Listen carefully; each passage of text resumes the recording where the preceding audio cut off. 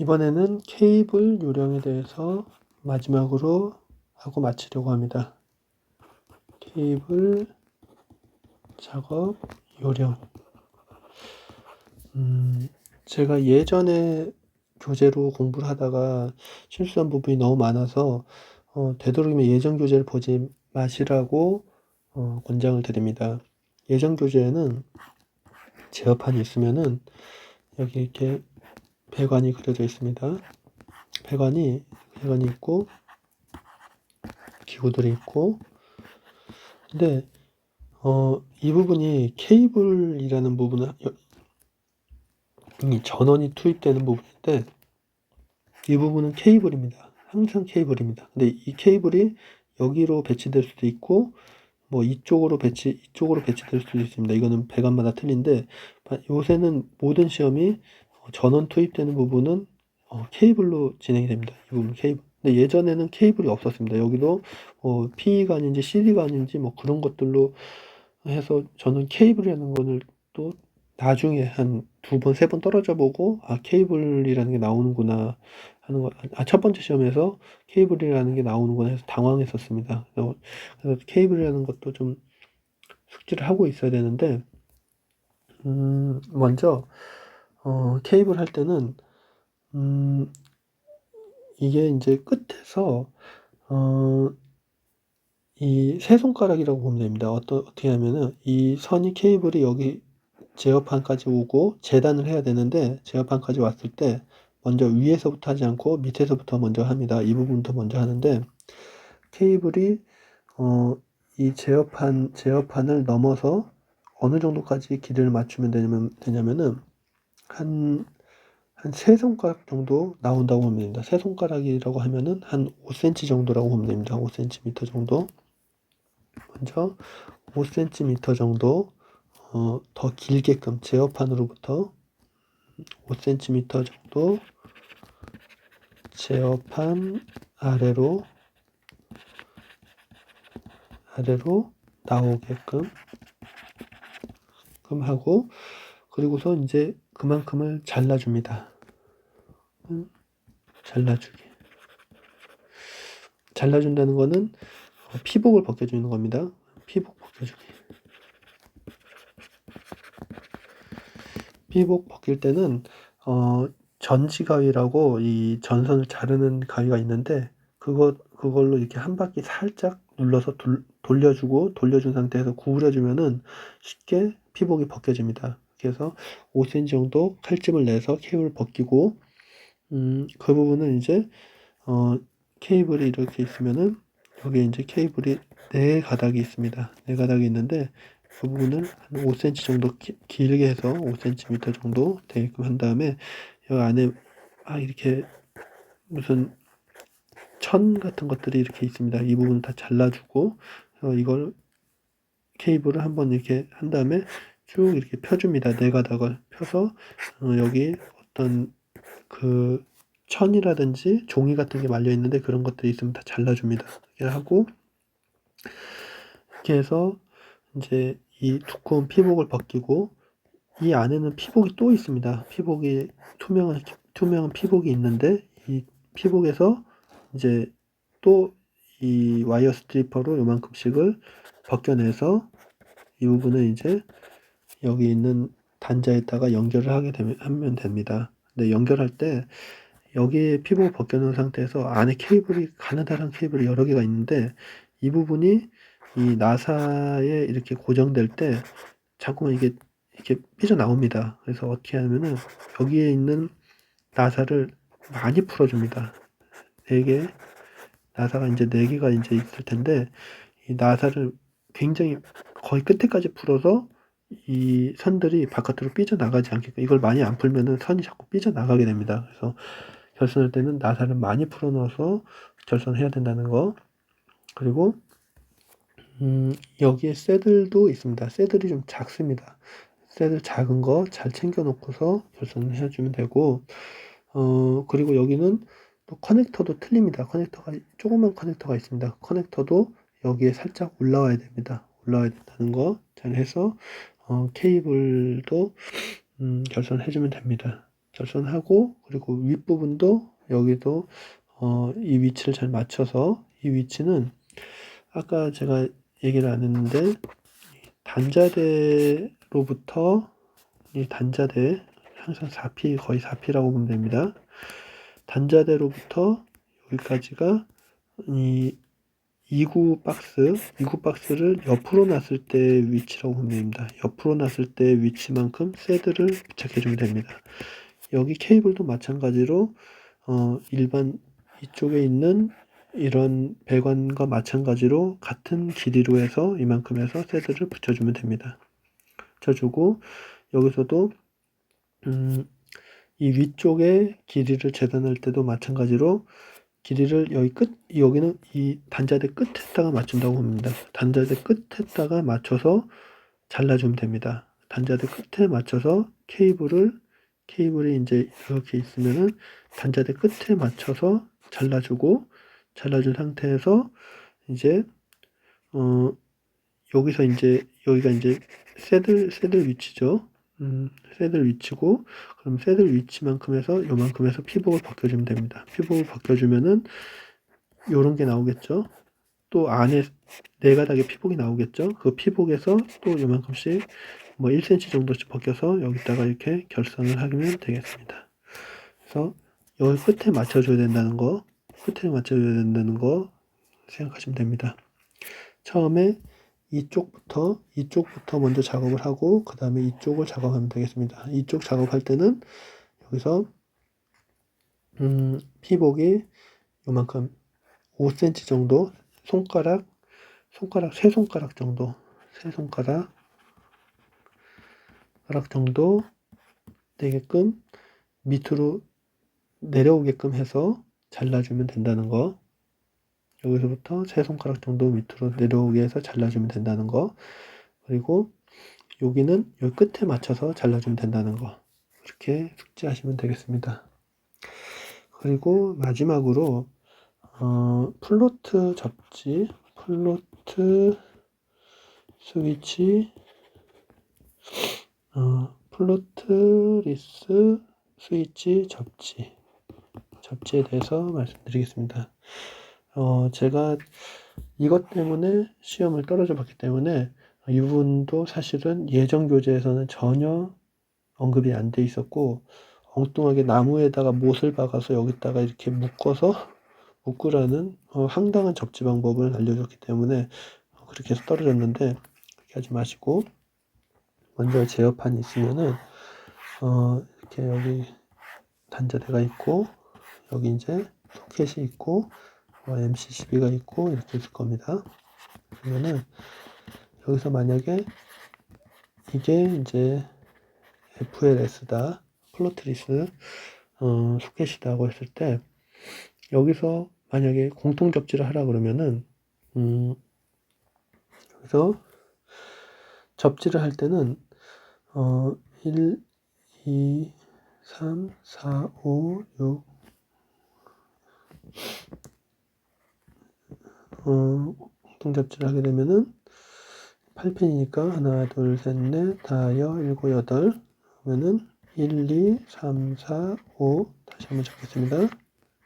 FLS 1, 2, 3, 4, 5, 6, 7, 8 했을 때 항상 이 7, 8, 1이 7, 8, 1이 이제 외부로 나가는 선입니다. 이제 7, 8, 1이 이제 이렇게 식으로 나가게 되는데, 만약 여기서 이제 외부로 나간다고 보면 됩니다.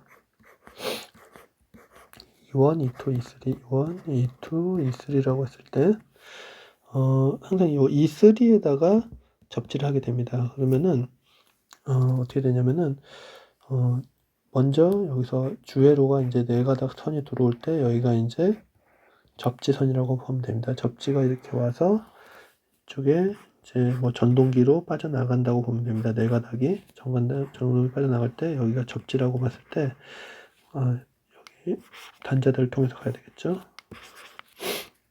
그래서 둘, 셋, 네 개가 이렇게 나간다고 보시면 됩니다. 여기도 물론 네 가닥이 나간다고 보시면 되고, 접지가 이렇게 열렸을 때 접지하는 것은 여기에 있는 선을, 여기에 있는 1번을 항상 도면에는 1번, 2번, 2, 2, 3에다가 접지를 하라고 돼 있을 겁니다. 그래서 이 1번을 여기 접지선하고 연결만 해주면 됩니다. 그런데 주로 여기서 이렇게 와서 여기서 접지를 이렇게 해서 연결해줘도 되는데 이것도 가능하지만 제가 학원에서 배웠을 때는 여기 있는 단자대에서 이렇게 나오는 것을 추천을 하고 하더라고요. 그래서 여기서 나와도 상관은 없지만 여기서 나오는 거를 더 선호를 하시기 때문에 그냥 이쪽에서 나오면 이쪽 단자대에서, 이쪽 소켓에서 나오는 게 아니고 단자대에서 나오는 것을 추천한다, 이렇게 보시면 되겠습니다. 만약에 여기에 이쪽에서도 만약에 전동기 M1 모터가 있고 이쪽에 또 이렇게 해서 M2 모터가 있다고 보면은 여기도 만약에 접지를 해야 된다 그러면은 방법이 여기도 이제 접지가 여기서 이렇게 나오겠죠. 이렇게 해서 접지가 나오고, 그럼 여기도 접지를 선을 연결해 줘야 되는데 그러면은 어디로 연결해야 되냐. 그럼 만약 여기서 이제 여기도 있고 만약에 E1, E2, E3가 두 개가 나올 수도 있습니다. 그러면 E1, E2, E3가 만약에 여기에 하나 더 있다고 봤을 때, E1, E2, E3가 하나 더 있다고 했을 때, 그러면은 여기서 이렇게 연결해 줘도 됩니다. 그러면은 접지가 끝난 겁니다. E1, E2, E3가 이렇게 있으면은 여기도 만약에 FLS가 있고 여기서도 이렇게 나오겠죠. 그래서 이렇게 해서 한번 접지를 해주면 됩니다. 아무튼 제가 말씀드리고 싶은 거는 요 소켓에서부터 접지를 해도 상관은 없지만 이 단자대로부터 접지를 하는 것을 추천드린다, 이렇게 말씀을 드리고 전기 기능사 요령을 마치겠습니다. 한 가지 더 말씀드리고 싶은 거는 제가 여러 번 떨어져 보고 거의 1년 가까이 준비를 하면서 느낀 거지만 다른 기능사 시험하고 틀리게 전기 기능사는 굉장히 비용이 많이 듭니다. 비용도 많이 들고 체력 소모도 크고, 다른 시험도 제가 경험해보지 못해서 모르겠지만 제가 간접적으로 듣기로는 아무튼 이거는 한번 신청할 때도 비용이 너무 많이 듭니다. 실기 시험 볼 때마다 한 10 몇만 원씩 들고, 그리고 준비를 하려면 재료도 사야 되는데 재료 비용도 많이 들고, 그리고 시험을 한번 보면은 굉장히 힘듭니다. 그래서 이것도 힘들고, 그리고 학원에서 배우는 것도 학원에서 준비를 해야지 빨리 합격하는데 학원에서 준비하는 것도 시간과 비용이 많이 듭니다. 그래서 무조건 빨리 합격을 하시는 것을 추천드리는데 학원에서 연습을 많이 해야 됩니다. 학원이 굉장히 중요합니다. 그리고 체력을 평소에 조금씩 길러주는 것도 도움이 됩니다. 물론 그쪽에는 아주 젊은 여자분이 와서 저보다 훨씬 빨리 작업도 마치고 깔끔하게 하고 합격하시는 걸 봤는데 정말 연습을 많이 한 것 같더라고요. 그래서 이게 꼭 체력이 아주 좋아서 뭐 좋은 사람이 뭐 빨리 합격하고 그런 건 아니지만 반드시 체력이 좀 뒷받침이 돼야 된다는 거, 그리고 비용이 많이 들기 때문에 빨리 합격을 해야 됩니다. 이게 비용과 시간이 많이 들어서 정말 한 번 떨어지면은 굉장히 후유증이 많이 남는 시험입니다. 그래서 추천을 드리자면은 학원을 다니시라는 거. 학원도 좋은 학원을 다녀야 되는데 제가 인터넷 강의로 공부도 해보고 유튜브로도 해보고 책도 사서 해보고 혼자도 해보고 많이 했지만 그 중에서 제가 이렇게 늦게까지 합격을 못한 이유는 학원을 안 다녀서이다. 학원을 다니면은 빨리 합격한다. 그게 정답입니다. 학원은 제가 다닌 학원은 인근에 있는 학원도 있었지만 영등포에 있는